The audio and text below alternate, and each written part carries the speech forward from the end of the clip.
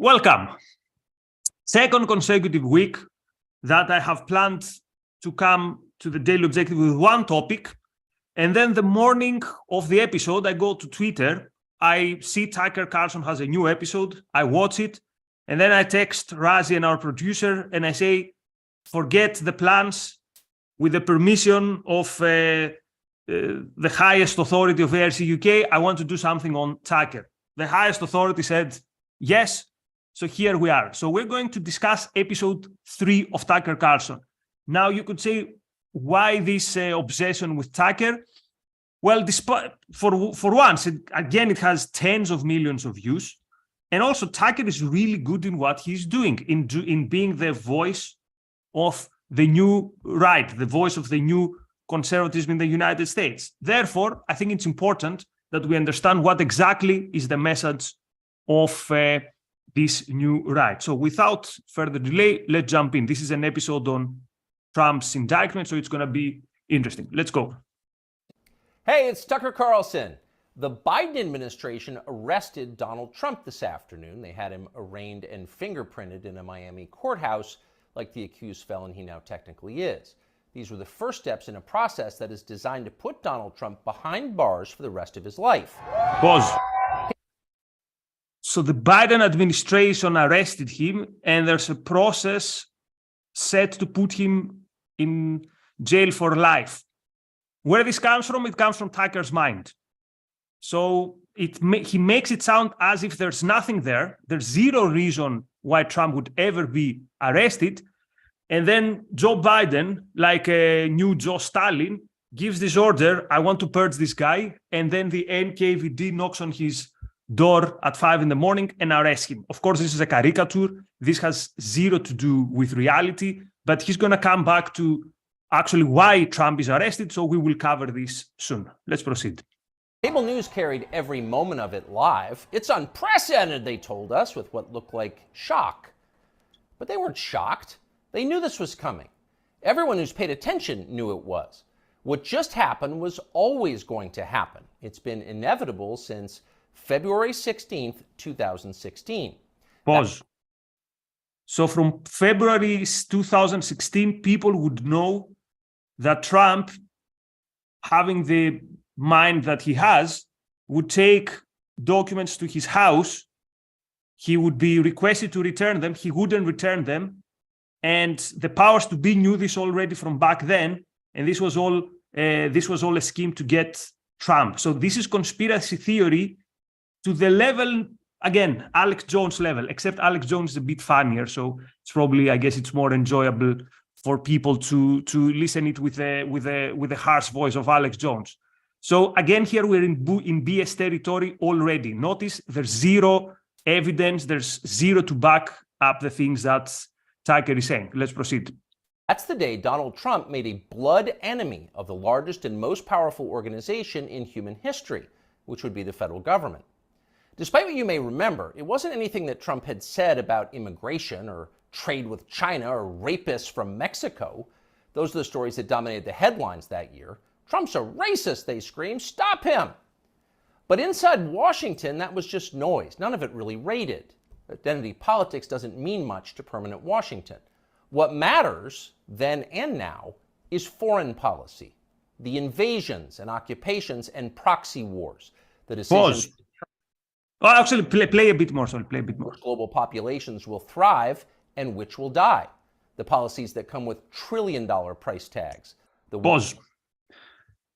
So, Tucker's narrative is the big thing in United States politics is the foreign wars. This is the empire, is the, let's say, the bloodline of the government. This is the Rothbardian argument. So he's talking about that all the economy and all these things are not very important. What is important is, as he calls them, invasions, occupations, and proxy wars. Now, which invasions? So in my lifetime, I remember the invasion in 91 in Kuwait. Then it wasn't an invasion, but the bombing of Serbia. Then I remember the Afghanistan war, the Iraq war. This was 2003. And then you could say the intervention in Libya, keeping keeping a no-fly zone. And that's it. And the intervention in Syria, which again, you cannot call it an invasion or an occupation of land. So this is the essence of American politics. This is where what counts takes place. So again, this is a caricature vision of American politics. A caricature partly borrowed by the Rothbardian old paleo-libertarians, and partly borrowed, as you will see, from the left. Let's continue. Ones that over time have made the counties around DC the richest suburbs in the world. In Washington, that's what actually matters. And it's obvious when you look carefully. When there's a debate about anything else, Pause. for example, the debt ceiling. Pause. So this is again the communist narrative, right?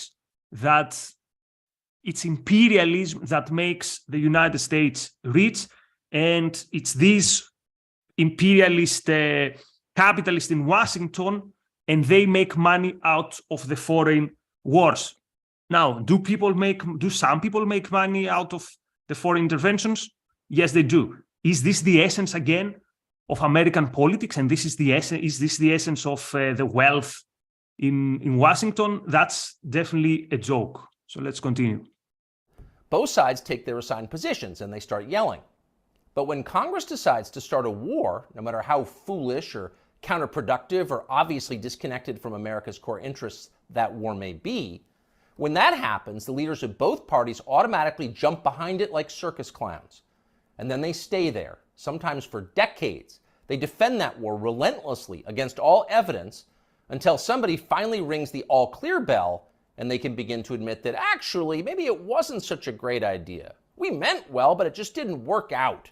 The good news is we've learned a lot of important lessons. Pause. So again, the idea here is that there is this dark consensus in Washington about foreign wars. Now, it was probably a slip of tongue. He said the wars that Congress is declaring. The Congress hasn't declared any war in ages. But is it true that there is this one-party line in Washington when it comes to wars? So let's see how Congress votes in foreign interventions. Take the Iraq War, 2003. In the House, the score was 2,096 to 133. In the Senate, it was 77 to 23. So if you listen to Tucker Carlson, you will think that no dissent is allowed. And if you dare to speak against the war, you are in trouble. Again, fact, so this is not the case. Same some years before the Iraq War with Serbia. In Serbia, the Congress voted 213 to 213. It was a tied vote. And in the Senate, the vote was 58 to 41 on whether to bomb Serbia. Now, I happen to be against both the intervention in Kosovo and both the intervention in Iraq. Not sure if it's for the same reasons that Tucker is against them. But the idea that there was this dark net of fear and no one could talk against the wars, that's totally BS and has nothing to do with reality. Now, he says that it's mostly about the leadership of the parties. But hey, if it's such a big an issue, how can it be that almost 250 congressmen and people who in the Congress vote against the war? So he's building up to something. He's building up that there are these dark powers that are going to attack Trump, but this doesn't stand up. Let's go. In the end, they usually do say something like that, but only after emotions have cooled and the damning details have begun to fade from collective memory. It's an apology that's not actually an apology, much less repentance, and it's years too late to matter in any case. Incidentally, he's right that the American establishment doesn't learn any lessons from its foreign policy fiasco. So on this one, he's right. Again, he's probably right for the wrong reasons, but the point out of context, he's right. Let's go. That's all you're getting. Until then, no dissent is allowed. That's the first rule of Washington. But somehow Trump... Dissent is allowed. Dissent is allowed. One of the most popular politicians in Washington, actually in the United States, is Bernie Sanders, and he dissented in the war in Iraq. And actually, this made him even more popular. Or, of course, he didn't dissent in other wars. I think he voted in favor of the intervention in Serbia. But again, the point here is that this argument that there's no dissent in Washington when it comes to foreign interventions is BS. He is from out of town, so maybe he didn't know it was a rule, or maybe he just didn't care. Either way, 7.5 years later, we can point to the precise moment that permanent Washington decided to send Donald Trump to prison. Here it is. It's from the Republican candidates debate in Greenville, South Carolina. We should have never been in Iraq. We have destabilized the Middle East. They lied. They said there were weapons of mass destruction. There were none, and they knew there were none. There were no weapons of mass destruction. All right. We should never have been in Iraq, Trump said. We destabilized the Middle East. Now, by the time Trump said that, a lot of Republican primary voters were starting to reach the same conclusion. How could they not? But it was the next line that doomed Trump to today's arrest. They lied, he said. There were no weapons of mass destruction, and they knew there were none. Now, when he said that, a few in the crowd booed. Most just sat there in silence, stunned. Can he say that? Well, he said it anyway. And by saying that, he sealed his fate. That was the one thing. So Tucker Carlson wants us seriously to believe that Donald Trump sealed his fate when he said that the intervention in Iraq was a mistake and that the Bush administration and the powers to be lied consciously. So are we to believe that Trump was the first one to say this? I had heard this argument a million times in my life. I actually supported and I still support this argument. So is there any evidence that says that this is why Trump was arrested 7 years later, that from that day he became the target for secret services? Ron Paul made a name for himself by saying the same thing in an even more provocative tone. It's the so-called Giuliani moment, his altercation on the Republican primaries in 2007, before the 2008 elections, and it stayed in history as the Giuliani moment, when Ron Paul said that the attacks on 9/11 were a blowback for our foreign policy. Now, I disagree with Ron Paul that this is what happened, but the idea, again, that no one dared to speak before that, like Ron Paul made a career. The Ron Paul movement started and caught fire after the Giuliani moment. So how can you say with a straight face that Trump was the first one who was brave enough to bring this argument to light? Again, that's a joke. Saying that Trump was arrested of this, I say that Trump was arrested because he has orange hair. I give you as much evidence as Tucker gives you that Trump was arrested because he dared to speak the truth about Iraq. There were documentaries. There were the biggest protests in the world's history about the Iraq war. So the idea that one day Trump told us the truth is a joke. So either this guy started engaging with politics in 2016, which is not the case, or he's, with a straight face, he's lying to you, which is what is happening. Let's go. We're not allowed to say because it implicated too many people on both sides, which on this topic is really just one side. Hillary Clinton was guilty of it, but so was Paul Ryan. All of them were guilty. They all knew, they all lied. And to a person, they hated Donald Trump for exposing them. So yes, they should be accountable, at least politically accountable, but it's not that it was Trump who one day came and exposed him. The more people expose them, the better. But notice that Trump does it in a way that is very clumsy, and he says this destabilized the Middle East. Like, really? Till 2003, Middle East was stable and the United States destabilized it? That's a joke. Anyway, so what happens then is he starts discussing about Mike Pompeo. And for the next minutes, it's not very clear what exactly his problem with Pompeo is. In 1 minute, it's that he's a bootlicker of Trump. The other minute is that he stabbed Trump at the back. I guess it's both at the same time. And then he tells him that he's basically someone with no integrity. But let's move a bit forwards. And now we come to the essence of this episode, which is why Trump was arrested. So till now, we had the buildup. And the buildup was that Trump did something that no one else dared ever to do, which is a lie, to point the finger to what actually happened with the Iraqi war. And now the establishment is going to take its revenge. Let's go. Now, this same person is telling Fox News viewers that he fears for the safety of our military. That's our Pompeo. soldiers, sailors, airmen, and Marines, in the approved phrase, because Donald Trump took some classified documents home and didn't immediately return them to the National Archives? What a lie that is. Mike Pompeo knows that's a lie. He spent his entire life in Washington. Washington is a city where internal memos about Labor Day are classified because everything is classified. Your government has classified more than 1 billion federal documents, most of them boring. So I hear this, and what do I understand? Trump probably got some silly memos, like the memos, staff memos about Labor Day. He took these things with him. He didn't return them on time, so he's just about to return them. But the Biden administration, before he was on the way. He was like, hey, I'm returning them. But they caught him on the way, and he kept these silly, harmless memos at home. Is this what happened? I go and check what is mentioned in the indictment about what type of documents Trump had with him. And I see, quote, the classified documents Trump stored in his box included information regarding defense and weapons capabilities of both the United States and foreign countries. Let me repeat. Defense and weapons capabilities of both the United States and foreign countries. United States nuclear programs. Potential vulnerabilities of the United States and its allies to military attack. And plans for possible retaliation in response to a foreign attack. So two things could be happening here.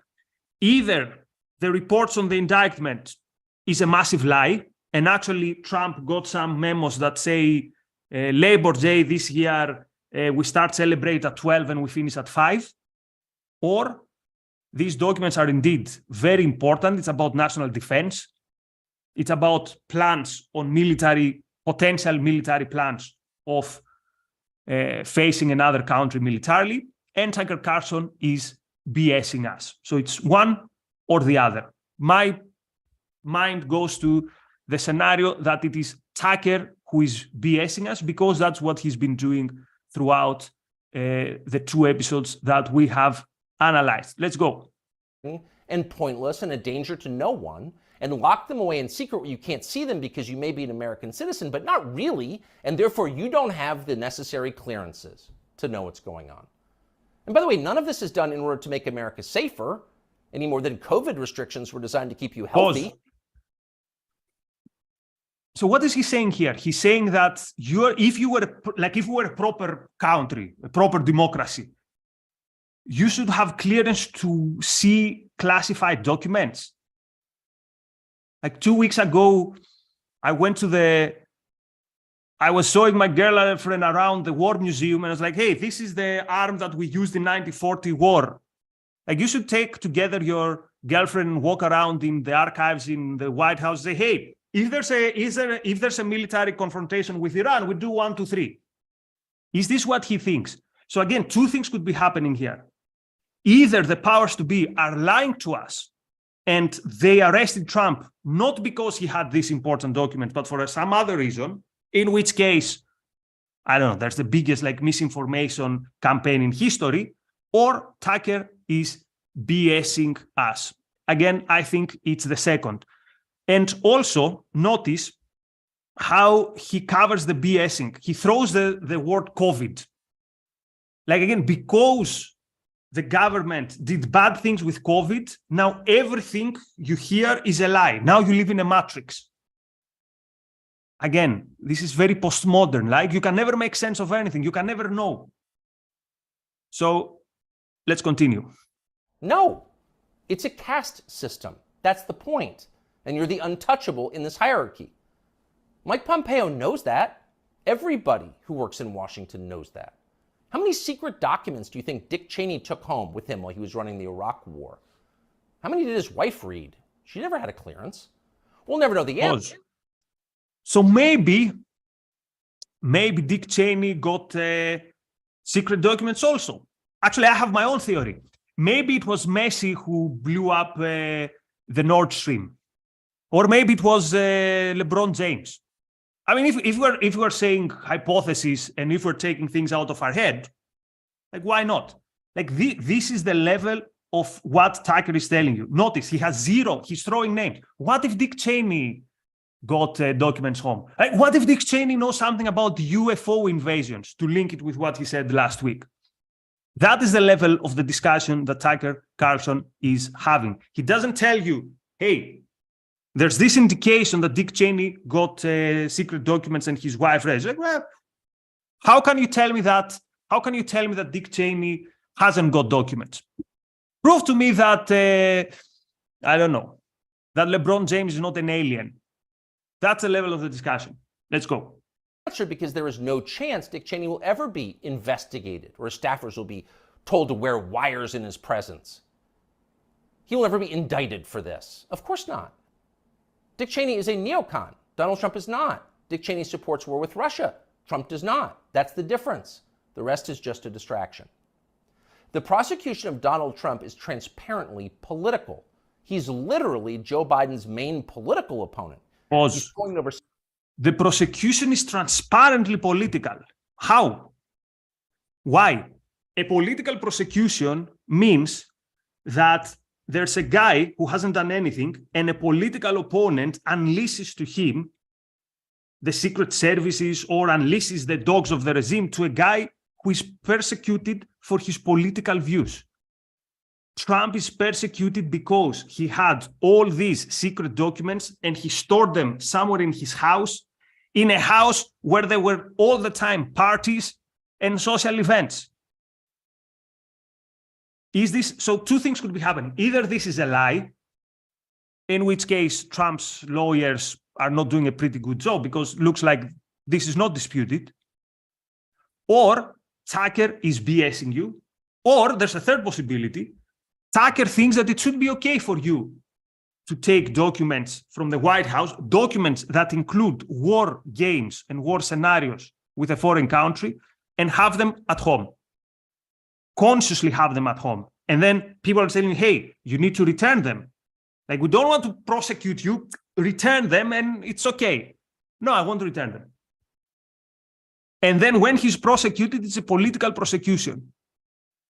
I wonder, does he think that his audience is that stupid?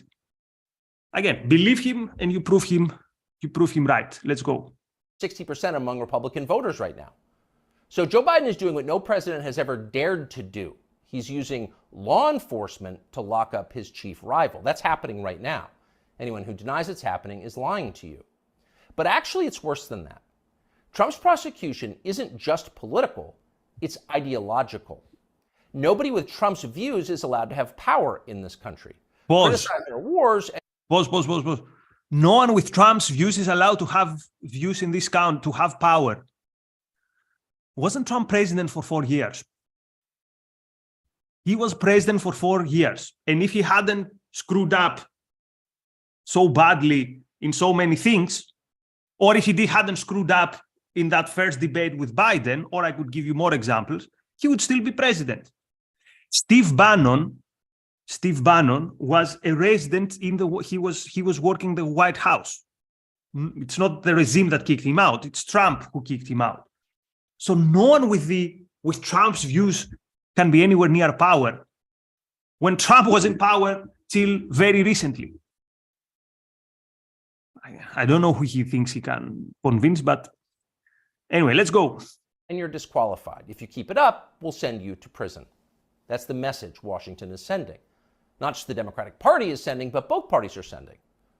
Like so many Republicans, for example, the supposedly conservative governor of Texas, Greg Abbott, spent yesterday totally ignoring the destruction of the American justice system. Instead, he signed a highly important bill called the Crown Act. The destruction of the American justice system. So again, what would be a good justice system?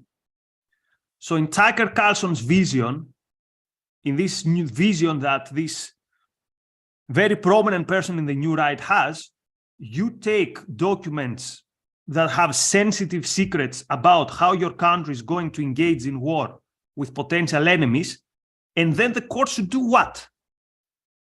Apparently, the court should do nothing. That's the vision that Tucker has for the United States. Let's go. According to the celebratory tweet Abbott sent commemorating it, we'll quote, prohibit discrimination based on textures and hairstyles historically associated with race. In other words, in Texas, cornrows are now protected by law. Having unapproved views about Ukraine is not. That's fine with most of having an approved non-approved views about Ukraine is not protected. Do you know of anyone who has been persecuted for having the wrong views on Ukraine? I don't know a single person. Tucker has, in my view, the wrong view about the war in Ukraine. He gets millions, tens of millions, in total hundreds of millions of views of his show. So who is the person who is prosecuted for having the wrong views about Ukraine? And notice now, slowly we have the shift. The first part of the show is that Trump is prosecuted because 2016 he dared to speak the truth about the Iraq war. He dared to speak the truth, something that had been said a million times till then. And now we start entering, now it's the other talking point, which is Ukraine. Let's see how this goes. elected Republicans. They find Trump tiresome and embarrassing. Their donors hate him. They will not be sad if he dies in jail. But what about voters? What are they learning from this spectacle? Well, mostly they're learning that they have no power at all because nobody cares about them. But they already knew that. Unlike so many of our elected leaders, they have been to America recently. They know what it looks like. Have you seen it? If you've got a few days this summer, find out. Take a road trip and see for yourself. Drive 500 miles in any direction and then come home. How are things looking? Well, they should look great. The federal government spent $6.5 trillion last year. That's more than any government has ever spent, ever. Pause. So the very Forget the socialist premise here. The government spends a lot of money, so things could be good. When I was watching this, I said to myself, I bet money, he's about to say the reason the country is in a mess is because we spend a lot of money in Ukraine. I placed a bet with myself. Let's see what happens. At least you would expect pristine public roads. Oh no, that's not what you see when you drive around this country. There are potholes and Jersey barriers everywhere. Looks like Tegucigalpa before the Chinese decided to rebuild the infrastructure of Honduras. We don't have China buying our roads, so they're falling apart. You'd think the people you would pass on your road trip would look happy and prosperous. Again, this is a very rich country, but a lot of them don't. Quite a few appear to be strung out on drugs. You see them shuffling by shuttered storefronts in small towns.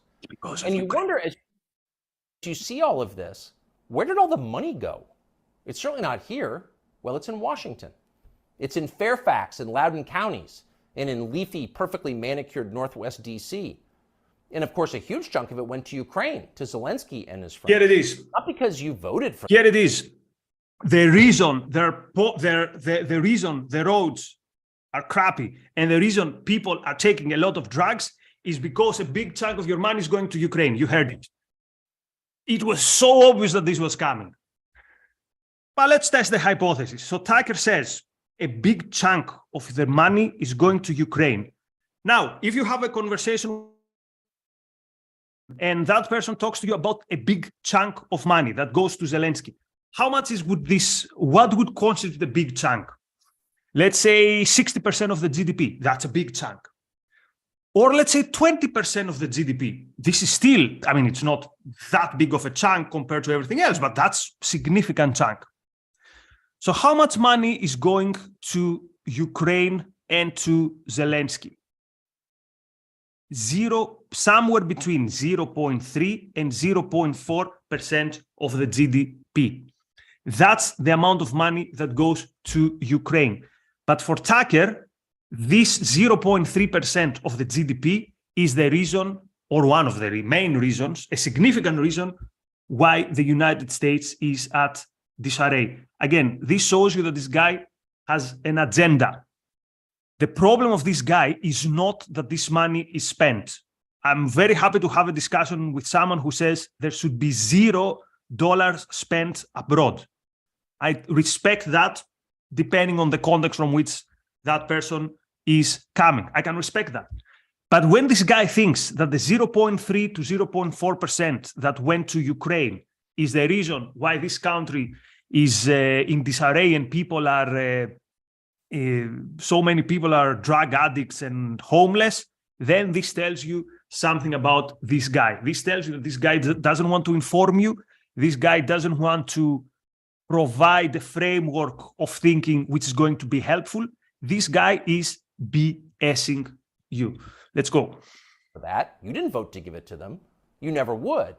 But because Joe Biden and his many allies, from Chuck Schumer to Mitch McConnell to Paul Ryan, and every single news anchor on all of television, all of them believe that Ukraine, its borders, its future, its infrastructure are all more important than the town that you live in. They sincerely. I haven't heard a single person who helps Ukraine saying helping Ukraine is more important than helping my town. I mean, I have no idea how a politician can, quote, help his town, except from standing out of the way. But leave this aside. Again, this is a lie. No one says, oh, Ukraine is more important. That's a caricature. It's a caricature addressed to people who are somewhere between 12 and 15. Like, if you believe this, you're somewhere there. Let's go. Obvious. Everyone in power thinks that, except for Donald Trump. Whatever else you say about him, Trump is the one guy with an actual shot at becoming president who dissents from Washington's long-standing pointless war agenda. And for that one fact, they're trying to take Trump out before you can vote for him. And that should upset you more than anything that's happened in American politics in your lifetime. Even if you don't plan to vote for Donald Trump, even if you would die before voting for Donald Trump, which is your right and a lot of good people feel that way, even still, the destruction of our democracy, which is the right of voters to support any candidate they want, even candidates who don't want war with Russia, the destruction of that should keep you up at night. Yes, Pause. Donald Trump is a...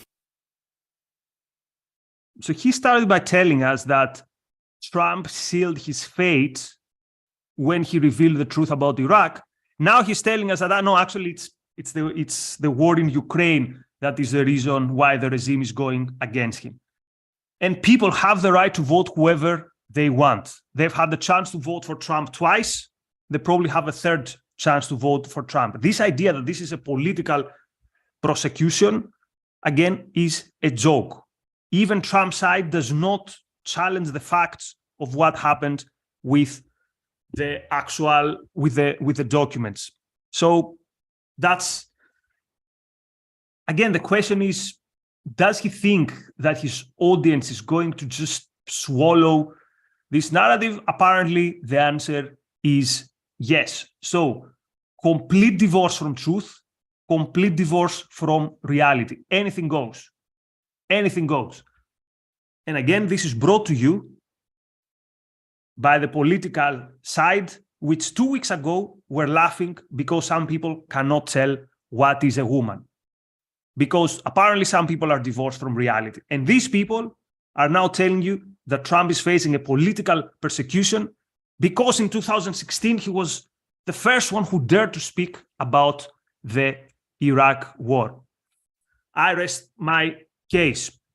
Anyway, by the way, I want to say, if you enjoy these solo episodes, you're gonna enjoy also some stuff that I'm doing on my own channel. The producer has put the link below the video. Today I posted a video about rereading after years an Agatha Christie novel and how I see it from an objectivist viewpoint. So it has this type of alternative, let's say, material, a bit different from what we do at Ayn Rand Center UK. So give it also a follow, give it also a subscribe. My channel, the link is below. So let's see if there's any super chat. Oh, there is. Okay.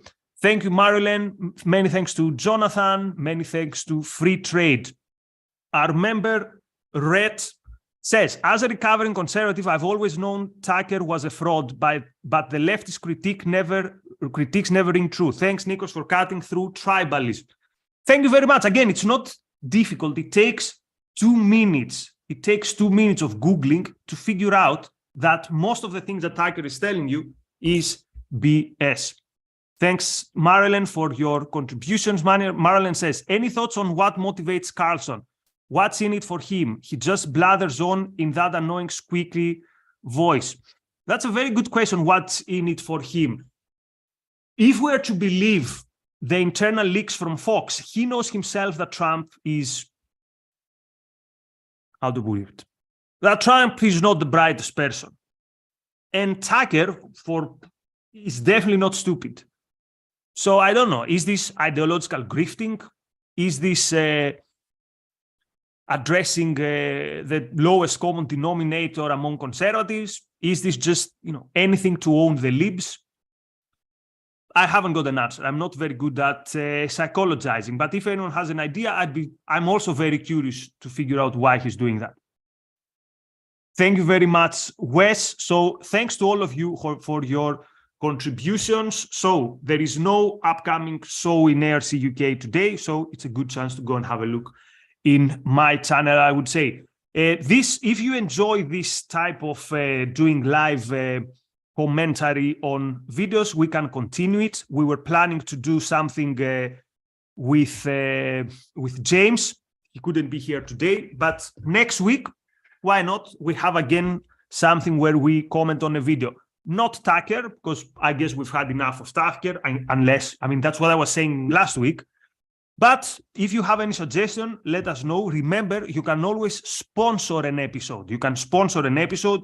You can approach Razi. You can tell him, hey, I want to put this amount of money in sponsoring an episode, and I want Nikos and James or whoever to comment on this particular video. And if Razi approves it, it will happen. So many thanks to all of you who watched. Many thanks to those of you who contributed. See you soon.